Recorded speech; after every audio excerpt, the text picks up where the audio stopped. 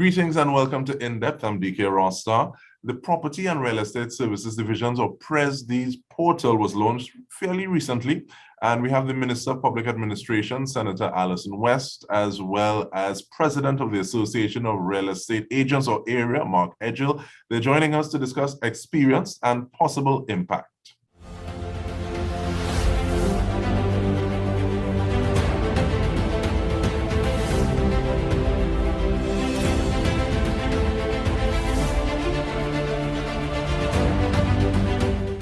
And we want to say welcome. Thank you so much for joining us. And Minister, I want to start off with you, please.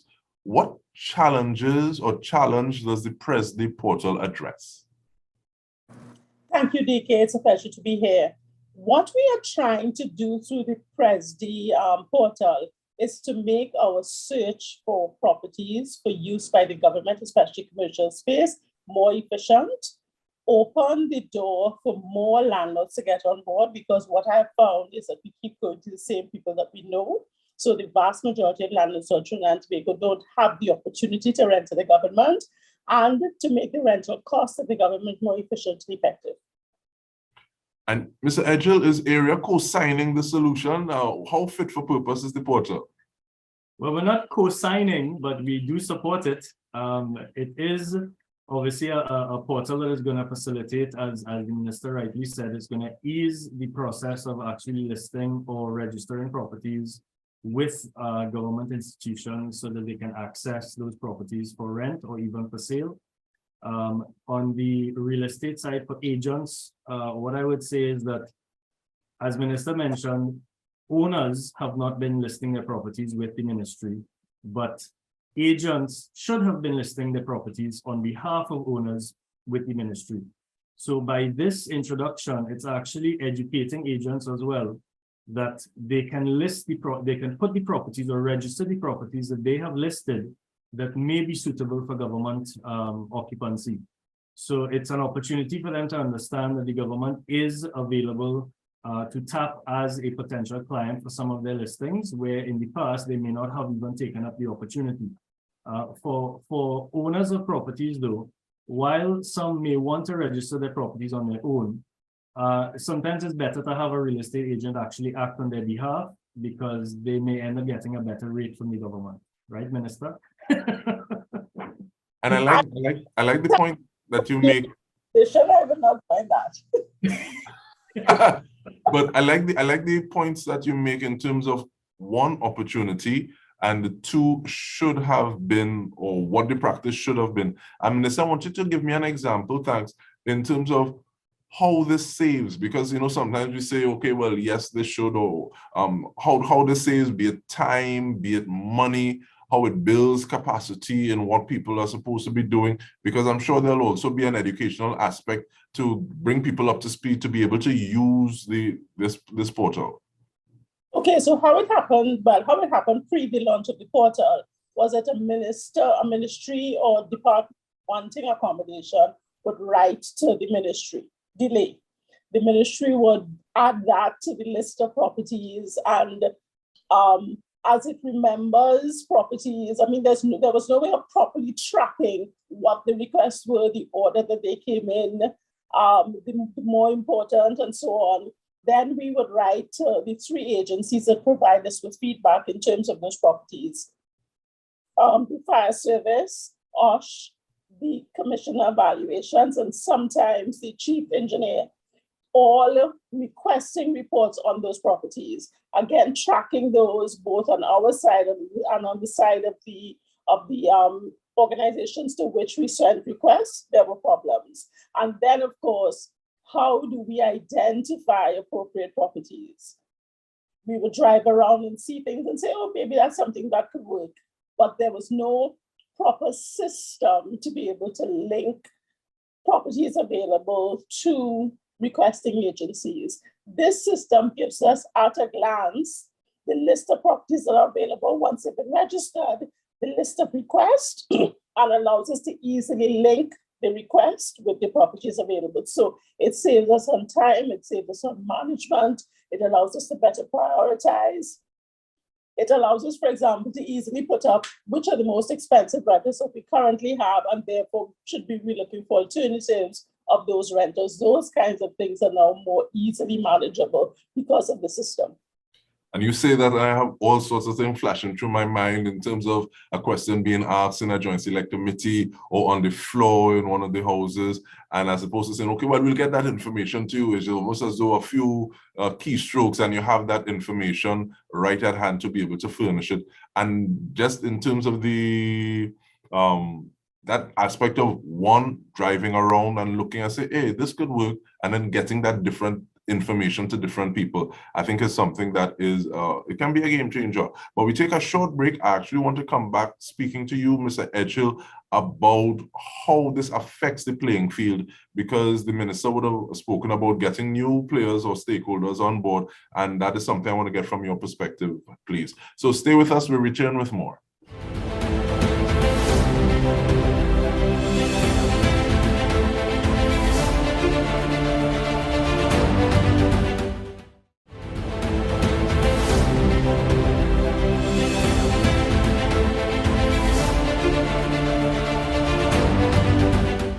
Welcome back. We are going in depth on the PRESD portal with Public Administration Minister, Senator Allyson West, as well as Area President Mark Edghill. And Mr. Edghill, give us a little idea about how this helps to open the landscape in terms of you have new agents who are now getting their feet where they don't necessarily have as many connections. What does this do for them? Well, again, it gives them access to properties that might be available in that particular bracket. Suitable for government occupation and so on. One of the things that we are doing actually is on the 17th of January, we're having an orientation and introduction workshop with the ministry to sensitize agents, real estate agents, to the use of the portal. So they'll be introduced to the portal, how the portal works, how they can actually input data into the portal, and how they can access data from the portal. So we're looking forward to that. Again, as Minister mentioned, and we said earlier, it's a situation where things were not properly recorded in the past.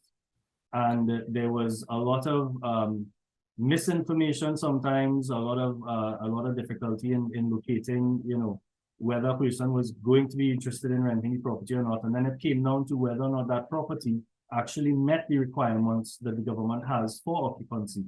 And this system actually alleviates all the wasting of time, whereby you can have all that information uploaded so you know which properties actually meet the requirements up front. And you're not going to be in a position where you find a property and you then have to go through, as Minister said, you go through all the processes with each of the statutory bodies that have to give sign-off, health and safety, fire services, TNTech, and so on, and town and country as well. And it complicates matters when you have, the opportunity is in hand, but then the actual ability to move forward is lost because of the lack of proper documentation. So this system will give you at a glance the ability to look for that information and know, from the time you are introduced to the property, that this property meets all the requirements already. So that the process, as Minister said, instead of having a lot of delays, you know that that's a property you can move forward on, immediately. And read and spell for me a little bit, please, Mr. Edghill. Does this help things become a little more accountable? And I say that because if everybody has access to the information, or should I ask if everyone has access to the information, someone can say, okay, well, this needs to be retrofitted or it doesn't. So why is money being spent like this, or why are you choosing this? Is there more in the mortar than the pestle? How does it help to deal with those sorts of possibilities? Well, one of the things is that it weeds out the buildings that have not been built, with the proper approvals. Once a structure has been erected with all the necessary approvals, there should be no problem in the government requirements being met. So it is going to help weed out, those that are compliant and those that are not. And that is a huge time saver as well, because we have owners who, everybody believes their property is the best thing on the market. But when it comes down to, as they say, brass tacks, and and the rubber meets the road, so to speak, is where all the headache starts. because they did not get the proper approval, or they cut corners somewhere, or they overextended the building across a boundary where they shouldn't have. And, you know, there's a lot of things that can become complicated. And this particular system, I think, is going to assist in weeding out all those complications and even potentially shining the light on those properties who don't meet the requirements. And if their interest is to be a landlord for the government, get your paperwork in order, get your documentation properly registered, and you know, get your property registered with all that is required, so that you can then, you know, be an option for the government, whether it is your agent who is putting the property on the system, or the owner themselves. You know, get your property in order, which everybody should be doing anyway. And you're saying this, and what a word that I keep hearing in my mind is transformation. And Minister, in terms of this process of digitalization, does it get quicker now that you have some things already in train? Is it a matter of progressing as you learning from mistakes, or building momentum? How does this help kind of speed that process along? It's supposed to make the whole process much more efficient and effective, but you have to remember that systems are operated by people. So we have to get the real estate agents on board, and we also have to get members of my ministry in particular, but also all of the ministries and agencies that are impacting the system to get on board and use it. Once we get that done, there'll be a significant improvement in the rate of efficiency. And the fact that there was a small specific test run in real time to be scaled up, does that help? Because, you know, sometimes people talk about, okay, well, you're failing forward, so you're able to learn from these mistakes and quickly deal with them, tweak, make those amendments. What was the impact or the significance of having that test case that then you were able to scale nationally?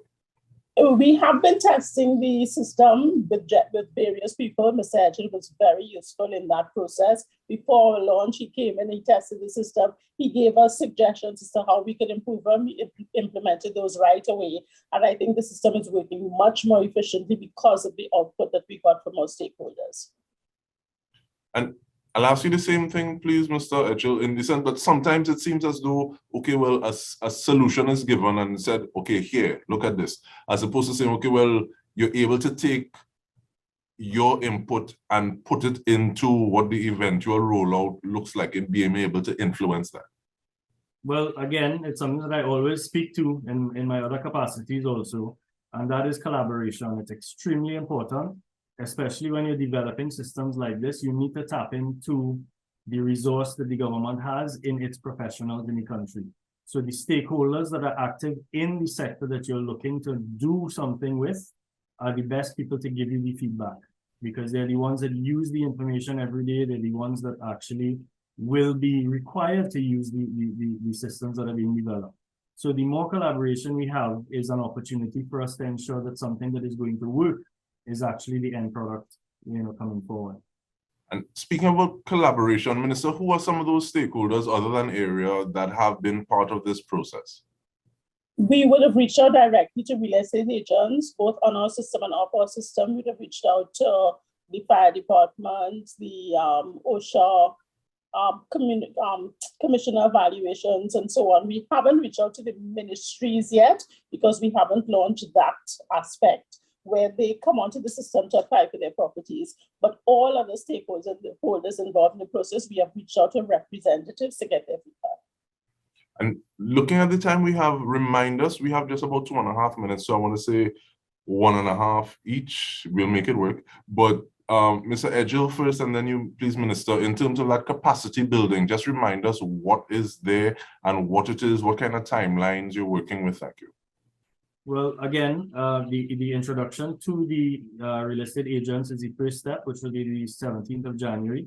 And from that, as Minister mentioned before, there were a lot of properties that were not accessible, or people did not know that they could have registered properties with the government. By introducing and bringing real estate agents more into the mix in this regard, it means that there's going to be a lot more availability of property that's on the market that agents now can actually put into the system. So it is definitely going to be something that is going to give the government a lot more access to what's available. and also the back-end management and efficiencies that are built into the system where maintenance-wise and the government themselves following up on things that are required for the property, they can all do that on a digital platform. Thank you so much. Last 90 seconds is yours, Minister. Timelines, including possible next steps, as in next set of initiatives that we can look forward to from the ministry. Okay, so the full rollout of the system we expect to happen by the end of March, which is the time when the other ministries and agencies will have access to the system to put in their applications and also to check on the rate of progress. In terms of other initiatives, we are extending our digitalization program to cover our human resource management, our PMCD initiative. We are pursuing change management. The ever so popular work from home policy, we are pursuing that. So we have a lot of things going on simultaneously because public administration is determined to make a positive impact on how the public service serves the public of Trinidad and Tobago. And it's so refreshing to hear. It seems as though that point is being underlined in terms of how that service is something that is at the forefront. So I want to thank you so much, Senator Allyson West, Minister of Public Administration, as well as Area President Mark Edghill. And we want to thank you for tuning in on behalf of all of us here at TTT. This has been In Depth with me, Dike Rostant. Thank you so much for joining us.